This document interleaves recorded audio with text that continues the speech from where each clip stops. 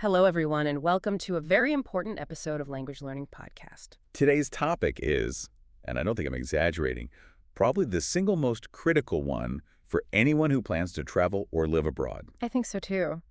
We're talking about health and seeing a doctor. We're going to be focusing on that A2 to B1 level. So this is really about building a linguistic survival kit. It really is, because that fear is so real. Oh, it's universal. I mean, you can kind of fake your way through ordering a coffee, right, Yeah. for asking for directions. But the second you feel genuinely sick, that little wave of panic hits. And you just think, if I get really ill, how on earth do I explain what's wrong? The stakes feel so high all of a sudden. They are high. It's about high-precision communication. When you're sitting opposite a doctor, being clear isn't just, about being polite. It's essential for your health. Exactly. A misunderstanding between, say, a headache and feeling dizzy could completely change what they do next. Completely. So our mission today is to give you that toolkit. We're going to go through the whole process, from figuring out your symptoms all the way to getting a prescription. Right. We'll cover the key words, some common grammar mistakes, and we're even going to act out a couple of crucial scenarios so you can hear how it all sounds. This deep dive is really designed to make sure you get the right help right away. Okay, let's get into it. All right, so let's start with this survival lexicon. Before you even step foot in a clinic or walk up to a pharmacy, there are some words you just have to know. Absolutely. These are the words that define the entire interaction. If you don't know them, you can't really get the care you need. So let's start with the first one, which seems obvious, but the distinction is important. Symptom. Right. A symptom is the physical evidence that something is wrong. We have to separate this from just the general feeling of being unwell. Okay, so what's the difference? Well, feeling sick is a general state. A symptom is a specific thing, like a cough, a fever, or feeling nauseous. When a doctor asks, "What are your symptoms?" they want that concrete list. Not just, I feel bad. Exactly. They need something actionable. Got it. Okay, next up, a very practical one. Appointment. And this one is also a piece of cultural knowledge. An appointment is, that arrangement to see the doctor at a specific time. Which is key because in many countries, you can't just walk in. You really can't. In many healthcare systems, especially in Europe, you have to book ahead. So being able to say, "I need to make an appointment," that's the phrase that unlocks the door to non-emergency care. It's a gatekeeper word. Okay, so you've had your appointment and now you need medicine. That brings us to prescription. This word is huge, right? Yeah. Because medicine is regulated so differently around the world. Oh, absolutely. A prescription is the official paper from the doctor that you need to get certain regulated medicines. Think antibiotics or strong painkillers. And here's the thing that can really catch learners out. Yes. In some countries, things you can buy easily in the U.S., like maybe stronger ibuprofen or certain cough syrups, might require a prescription. So you can't just walk into a pharmacy in Paris and ask for anything. Exactly. If you just ask for pain medicine, the first thing they'll ask is, "Do you have a prescription?" If the answer is no, they can only give you what's called over-the-counter medicine. And that's our next crucial term, isn't it? Over the counter. It is. This refers to all the medicine you can buy without a doctor's note. So, basic painkillers, cold remedies, that sort of thing. Understanding that question, is this for prescription or over-the-counter? It just clarifies everything immediately. Okay, let's get into a couple of words that describe the feeling of being sick. First one, a really important symptom. Dizzy. Right. And dizzy can actually mean a couple of different things. So adding detail is key for a B1 learner. What do you mean? Well, you could feel vertigo, which is when you feel like the room is spinning. That often points to an inner ear issue. Or you could feel lightheaded, which is more like you feel faint, like you might fall over. I see. So while you can just say, "I feel dizzy," adding context like, "I feel dizzy when I stand up," or "It feels like the room is spinning," is so much more helpful for the doctor. That makes a lot of sense. And the next one, the universal sign your body is fighting something. Fever. Yes. A fever is a high body temperature. And again, using the specific medical term is better. Saying, "I have a fever," is much more precise than just, "I feel hot." Because hot is subjective. Exactly. A fever implies a measured temperature, usually over 38 Celsius, or about 100.4 Fahrenheit. It's objective data. Okay, those are the foundation 5. Let's layer in a few more essentials. What about the place you go to get the medicine? Pharmacy. You have to know the difference between the doctor's office or clinic and the pharmacy. The doctor diagnoses you. The pharmacy gives you the treatment. It seems basic, but when you're sick and stressed, you need to know where you're going. Good point. And what's a good general term for medicine that stops pain? Painkiller. It's the common term for things like acetaminophen or ibuprofen. Instead of trying to pronounce those long chemical names, you can just ask, can I get a painkiller over the counter? It's a great functional word. Okay, this next one is non-negotiable, if it applies to you. Allergy. This is high-stakes language. An allergy is a bad reaction to something. A doctor will ask you, do you have any allergies? Before they prescribe anything. And you have to be ready with the answer. You have to be. I'm allergic to penicillin. I have a nut allergy. Being precise here is it's a matter of safety. There's no room for error. And one last one, a very common symptom, nausea. Nausea is that awful feeling that you're going to vomit. It's different from the act of vomiting itself. You'd say, I feel nauseous, or I have really bad nausea. It's a more clinical way to describe stomach problems. So to recap, we have symptom, appointment, prescription, over-the-counter, dizzy, fever, pharmacy, painkiller, allergy, and nausea. That's a really solid foundation. For sure. With those words, you can navigate the basics of almost any medical situation. Okay, so we have the vocabulary. Now we need the grammar to put it all together correctly. This next part is about a very specific choice that trips up a lot of learners. It does. We're talking about when to use the verb HAVI and when to use the verb feel. It might seem like a tiny detail, but when you're feeling sick and you're stressed, you want this structure to be automatic. Getting it wrong just adds a layer of confusion. And the rule is actually very simple. It's all about what kind of word comes next. You use I have when the symptom is a noun, a thing, something you can count. Like you possess the illness. That's a great way to think about it. You have a thing. So we use the article a, for example, I have a headache, I have sore throat, or even I have the flu. Headache, sore throat, flu, these are all nouns. Right, and in our dialogue later, we'll see I have a terrible sore throat. The structure is clean, direct, everyone understands it. Now compare that to I feel. You use I feel when you're describing your state or condition. And that means it has to be followed by an adjective. So these are words describing your general state, your energy level, your balance, things you can't really count. Exactly. You can't say, I have a dizzy. It just doesn't work. You have to say, I feel dizzy. You don't say, I have a tired. You say, I feel tired. So the key examples are, I feel sick, I feel dizzy, I feel tired. All of those are adjectives. That's the core rule. Have plus a noun. Feel plus an adjective. So what's the common mistake then? Is it just mixing them up? It's mixing them up. A learner might say, I feel a headache. And look, a native speaker will probably understand what you mean, but it's not natural. It forces their brain to do a little extra work. It's clunky. It's clunky. And sticking to the rule, have plus noun, feel plus adjective, is one of those little things that makes you sound much more fluent, much more like a B1 speaker. And there's another advantage to using I feel, isn't there? You mentioned it allows for more detail. It does. Because you're using an adjective, you can modify it with an adverb. This is great for describing how you're recovering. Oh, right. So you could say, I feel slightly better today. Or on the other hand, I feel terribly sick. That adverb adds a level of detail that's really useful for a doctor, especially in a follow-up. that's a great tip for more advanced communication. So one more time, just to lock it in. If it's a countable symptom, a noun. I have a. And if it's a descriptive state, an adjective. I feel. Master that, and you're going to be so much clearer. No, 100%. Okay, we've got the words, we've got the grammar. Let's put it into practice with our first role play. This is a situation almost everyone has been in, calling in sick to work. Right. And this is about being professional while also being clear that you need to rest. I'll play the boss, Mr. Johnson. I'll be calm, just needing the facts. And I'll be the sick employee, Sarah. I'm going to try and sound a bit unwell and focus on being polite but firm. Ready? Let's do it. Hello, this is Mr. Johnson. Hi, Mr. Johnson. This is Sarah.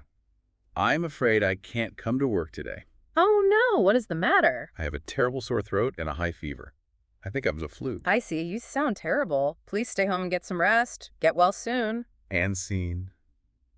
Short, but so much is happening there. Definitely. Let's break it down. That opening line from Sarah, I am afraid I can't come to work today. The I am afraid part is key. It's a classic professional softener. It shows regret for the situation, but it's not an apology. You're not sorry you're sick. Right, it's not your fault. Right. It's much better than just a blunt, I can't work today. It shows respect. Totally. Then my response, as the boss, was the standard question. Yeah. What is the matter? Which is just a direct, polite way to ask for the reason. Exactly. It gets straight to the point. The boss needs to know what's going on. And then Sarah's description of her illness. This is where the grammar and vocab come together. I have a terrible sore throat and a high fever. I think I have the flu. And notice the adjectives. She didn't just say a sore throat. She said a terrible sore throat. Not just a fever, a high fever. Why is that so important? Because it justifies the absence immediately. It communicates severity. A terrible sore throat means she probably can't talk to clients. A high fever means she's probably contagious and definitely needs to be in bed. It moves the conversation from a simple statement to a clear justification. And the last part, I think I have the flu. I think is good. It shows she's making a reasonable guess, not giving a medical diagnosis. But saying flu gives the boss a general idea of what's happening. It's probably a virus, it's contagious, and she might be out for more than one day. Right. And the boss's final line, get well soon, is just the standard polite closing. But let's go beyond the script. What's a good B1 level follow-up for the employee? That's a great question. A really professional employee would then briefly mention any urgent work, something like, I've already emailed David to ask him to cover the 3 p.m. meeting, or I'll try to check my emails later this afternoon if I'm feeling up to it. So you're showing you're responsible even when you're sick. Exactly. Ooh. It just smooths everything over and shows that you're thinking about the team. That's a real pro move. All right, now we move to the big one. From the professional language of the office to the clinical, precise language you need when your health is actually on the line. We're at the doctor's office. This is the main event. This time, I'll be the doctor. I'll be calm, professional, asking clear questions. And I'll be the patient again, trying to sound a bit weak but still communicating clearly. Let's go. Good morning. How can I help you today? I don't feel well, doctor. My whole body aches and I feel dizzy when I stand up. Okay, let me check your temperature. Yes, you have a slight fever. Does your stomach hurt? A little bit, but my head hurts the most. It sounds like a virus. I will write you a prescription for some painkillers. You need to drink plenty of water and sleep. Do I need antibiotics? No, not for a virus. Just rest. Come back in 3 days if you don't feel better. Okay, that dialogue is a perfect little roadmap for a doctor's visit. Let's start at the beginning. The patient's opening line. I don't feel well, doctor. It's the perfect opening. It's general enough that you don't have to have all your symptoms perfectly organized yet. It's polite, and it immediately states the purpose of your visit. It's a great linguistic safety net. Then I immediately follow up with the specifics. My whole body aches and I feel dizzy when I stand up. And we see our grammar rules in action again. My whole body aches. Using a verb for that general discomfort. And then I feel dizzy. Feel plus an adjective. And that detail, when I stand up, is so important. It's incredibly important. That immediately tells the doctor it's probably not a constant chronic vertigo. It might be related to the fever or dehydration, something temporary. That little piece of information is B1 level communication. Then the doctor confirms the fever and asks a targeted question. Does your stomach hurt?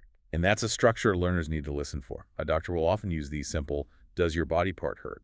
Questions to isolate the problem. You need to be ready to answer them.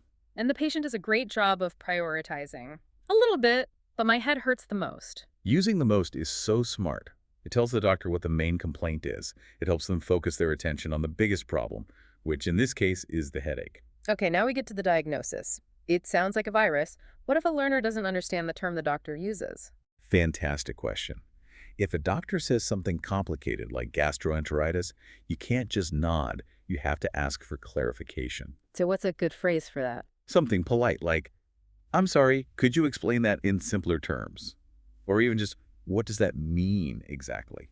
Asking for clarification is a sign of an engaged patient. Then comes the treatment plan.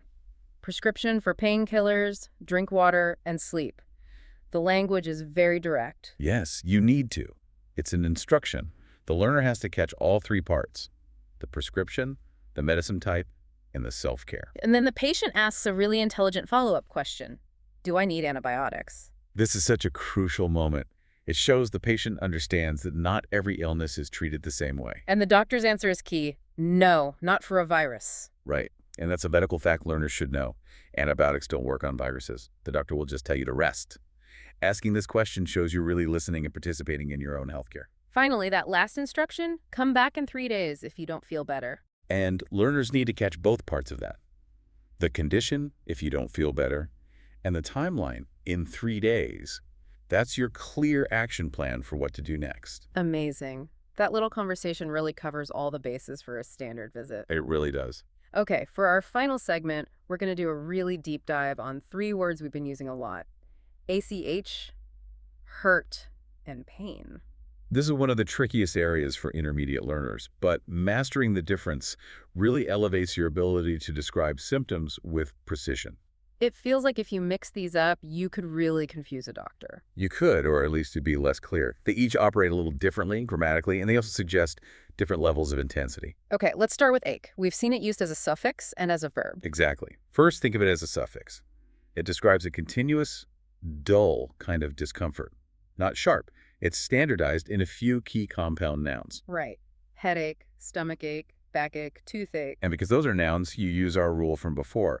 I have a headache. It's simple. It's specific. But what about when the feeling is more spread out? Like in the role play, my whole body aches. That's when ache is used as a verb. It's perfect for describing that generalized, dull, persistent discomfort you get with something like the flu. Your joints ache, your muscles ache. It suggests an internal, ongoing feeling. So it's the language of being sick and tired. Precisely. It's not for a sudden injury. It's for that deep, nagging feeling. Okay, let's move on to hurt. We said this one is grammatically the most limited. It is. Hurt is only used as a verb. It describes the action or experience of feeling discomfort. Think of it as more active. My leg hurts. And it can be for an injury, not just an illness. Absolutely. If you fall and cut your knee hurts. If you twist your ankle, it hurts when you try to walk. It describes the immediate sensation of discomfort. And that's why the doctor's question is, does your stomach hurt? Exactly. It's the simplest, most direct way to ask about pain in a specific location. It's a very flexible verb for that purpose. Learners just have to remember not to use it as a noun. You can't say, I have a hurt in my leg. Okay, so ache is a dull, continuous feeling. Hurt is the verb for when a body part is actively causing discomfort. That brings us to pain. And pain is the big one. It's a noun, and it's usually for a stronger, sharper, more severe sensation. And because it's a general word, it needs more description. It absolutely requires an adjective. If you just say, I have pain, a doctor's immediate next question will be, Right. What kind of pain? And this is where a B1 learner can really provide valuable information. So what are some of those key adjectives? Yeah, you can have a sharp pain, like a knife. You can have a dull pain, which is similar to an ache. You can have a throbbing pain, which feels like a pulse, often with a headache or toothache. What about a stabbing pain? That's a great one. A sudden, intense feeling. Or a burning pain, which you might get with acid reflux or a nerve issue. The example we have is perfect. I have a sharp pain in my chest. That adjective, sharp, is everything. It communicates urgency. It communicates urgency and type. It tells the doctor something very different than I have a dull ache in my chest.